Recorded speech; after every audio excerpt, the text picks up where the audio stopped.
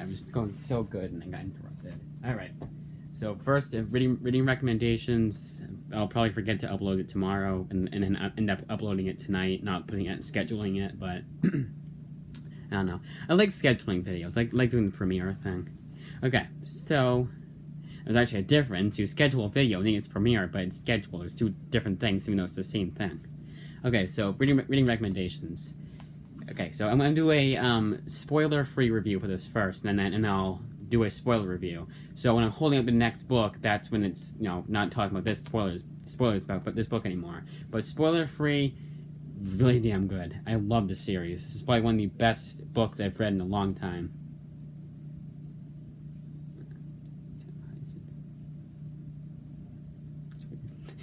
I thought I heard voices. Okay, I didn't know I heard voices. I know it was like people upstairs, but I just thought they were talking to me. I don't know. Anyways, sorry.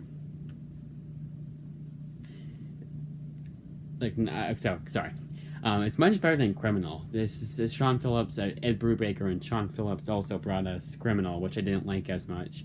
But this is much better than that. It has an awesome pacing, and it's not like that other no volumes were worse or better than the others. They're just as good, if not better. Well, somewhat better, but damn good series, and it's probably one of my favorites of all time. 9.5 out of 10, highest recommendation. Go get it. Whether you buy it or you get it at your local library, get it.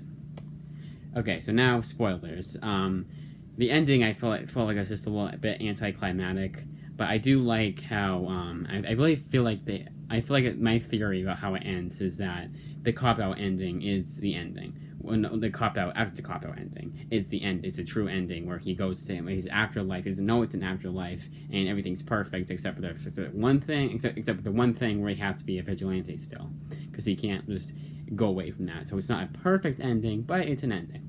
I just kind of feel like him dying and everything's all sad, and then. But it just dies in general. It's like cop out ending. Oh, character dies. The end. Bye.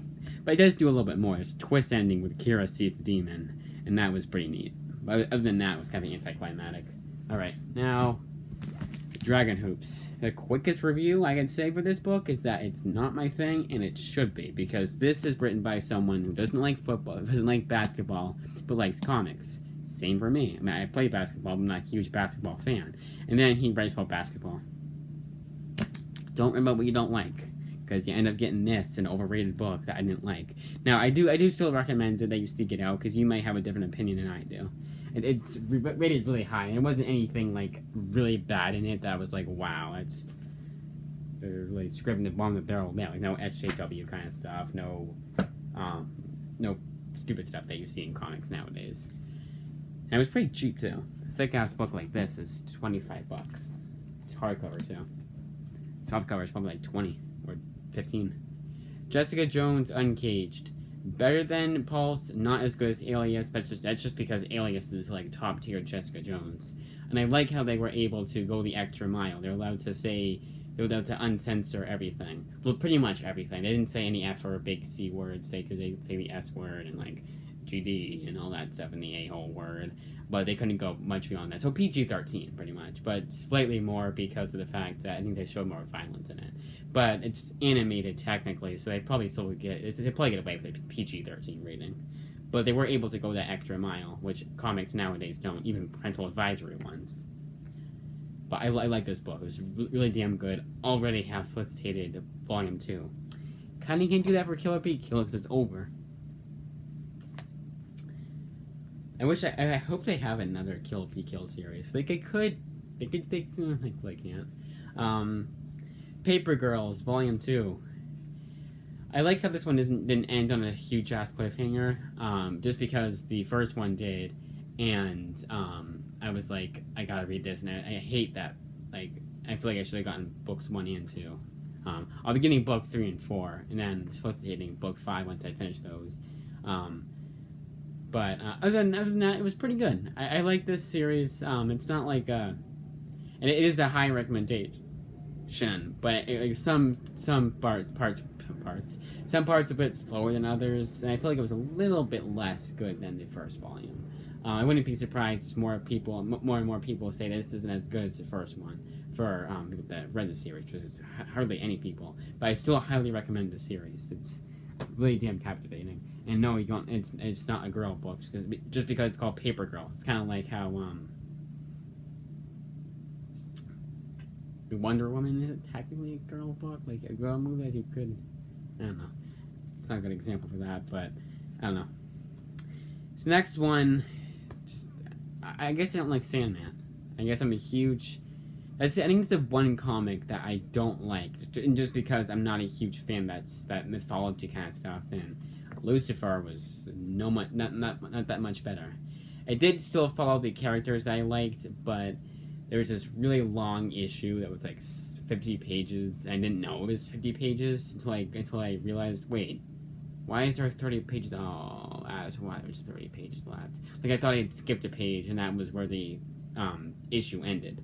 And nope, it wasn't, or chapter if you don't know what issue means. Basically, it's a chapter. But yeah, this not my thing.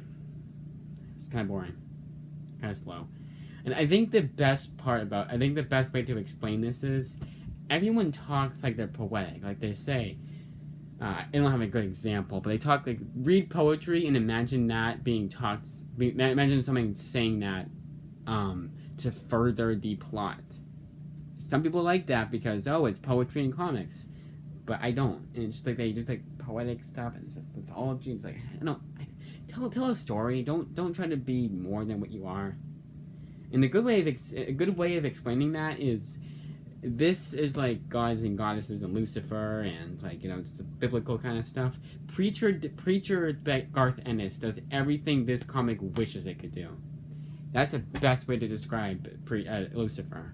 And Sandman to a degree, but Lucifer is more preacher than Sandman is. Iron Fist. I think it's not my thing. I just thought it was. I'm not a huge kung fu fan. It kind of focused too much on the kung fu and the Iron Fist, the mythology, not mythology of Iron Fist, but his backstory of Iron Fist. I liked some of the past Iron Fist, like not Daniel Rand, the Wendell Rand story, and like way back when. The Bride of Nine Spiders was weird. There's a lot of weird stuff in this book. There's a character that literally talks in J-E-J-E-J-E. And it's like, what are you guys doing? It's weird. But I do sort of recommend this one, like Iron Fist. You've already read it. Just, I don't know, not my thing. What's weird is that I did like the original Iron Fist, like the original. Like the original series. And finally, Volume 2 of Peter Parker Spider-Man.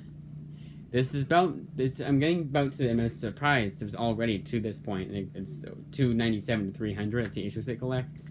I like how at the end they show you all the covers. That was really neat. More comics that collect like the 800th issue of like Spider-Man. They should do that for that one. I don't know if they do. They probably do. That's kind of cool. I like this. I like the series. It's getting better. Much better. I mean, even the first one was really good. That's how good it was. That's even better than the first one. The first one was damn good. Highly recommend this series by Chip Zdarsky. And once I catch up to Daredevil, which will take me 10 years to do, I'll read his run. That's it.